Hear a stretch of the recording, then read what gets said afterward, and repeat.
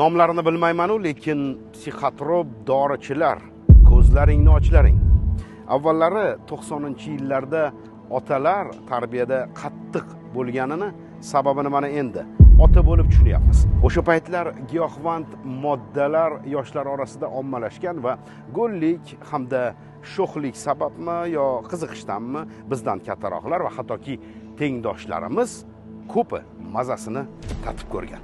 Kimlardir ignaga, kimlardir esa chakishga yoki hidlashga o'tirib qolgan. Xullas, ota-ona isnodda, bola esa allaqachon peredozdan mozorda. Dorichilar, eshitlaring.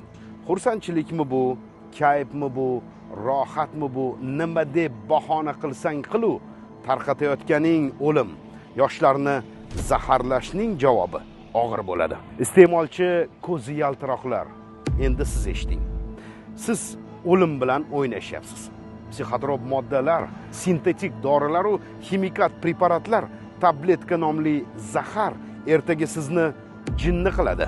Asli ruhiy kasallarning dorisini ko'z tomizg'isi-yu kimyoviy qorishmalarni yeb hidlab, o'zingiz tugul ota-onangizning sha'nini-yu umrini bir ting qilayotganingizni bilasizmi?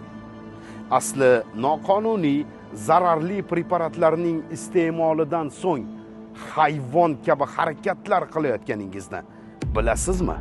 Mana buni tatib ko'r deb nima bersa og'ziga solaveradimi?